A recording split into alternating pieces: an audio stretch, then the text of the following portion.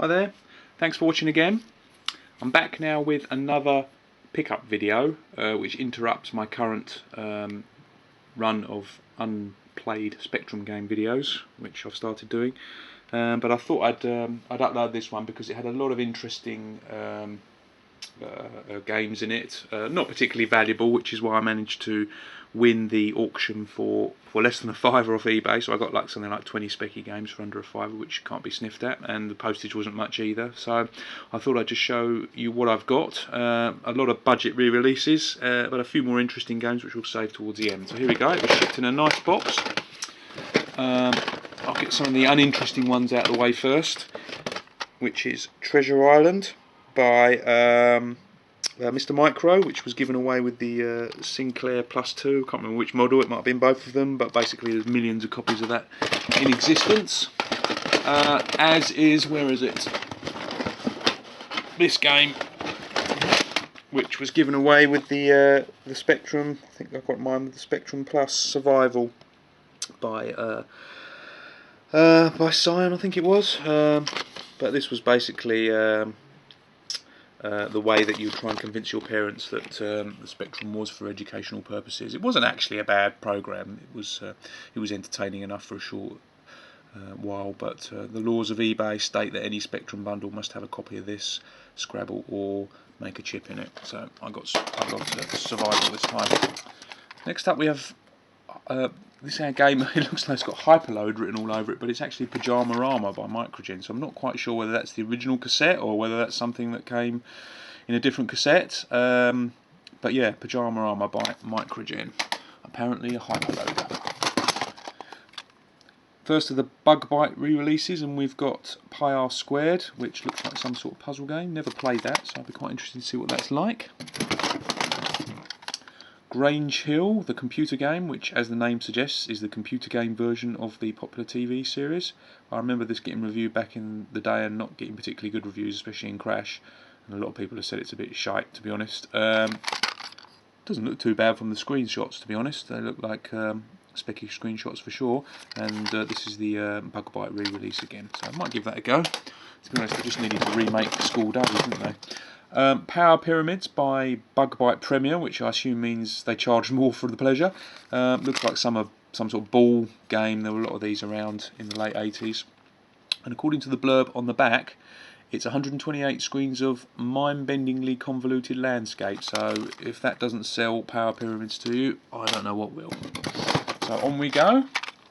Cat Trap, which is the budget re-release of the Domart game, I think it is, on their Streetwise label, which was the winner of the Crash magazine designer game competition called Genesis designer game, and it was won by a chap called Jonathan Eggleton, and his design was basically that the Earth had been taken over by catmen, and you had to come back as this robot and reclaim it for humankind. So I didn't think it was that great a game, to be honest, but I remember it getting 84% in Crash. Funnily enough, it got a decent review in Crash. There's a surprise.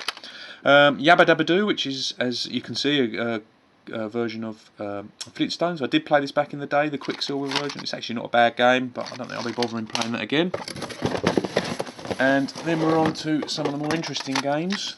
Split Personalities. Now this was originally called Splitting Images, but the lawyers of the popular satirical show Spitting Image were soon in touch with Domark, and they had to have the name changed. As you can see, it got Crash Smash, but it wasn't Crash Smash before they changed the name, so the Crash Smash says Splitting Images on it. But yeah, that's an interesting game, quite a good puzzle game that was. Basically a sliding block puzzle game, but really well done.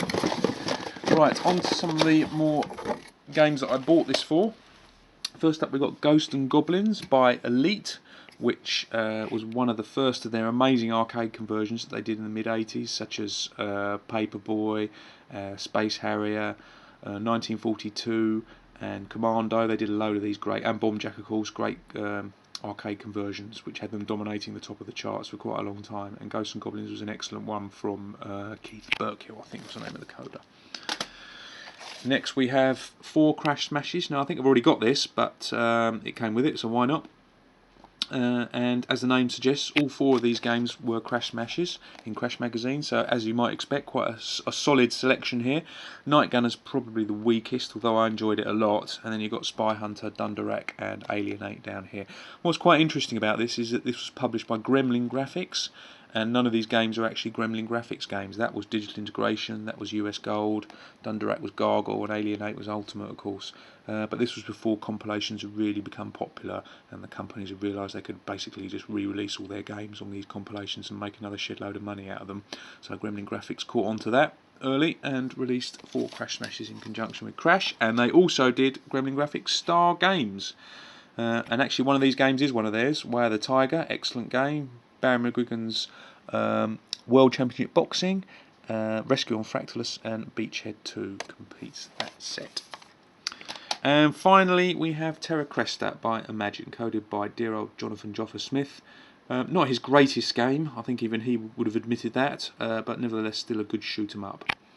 So that's that for the eBay bundle. I've just got 2 more games I'd like to show you that I bought off a friend of mine called Mike from Sinclair for Sale, and which is a Facebook group. And what we have here is Shadow Skimmer, which was a shoot 'em up by the Edge. I saw Mike had this for sale. I've never played it. I remember it being half decent in its reviews, so I thought I'd have a dip. It wasn't particularly expensive.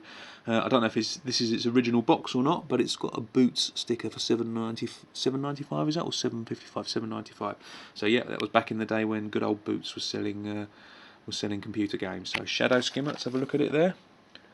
Yeah, it looks alright game. Don't know if they're specky screenshots or not, but yep, they're actual screenshots apparently. So it looks quite colourful game, that. So I look forward to playing that.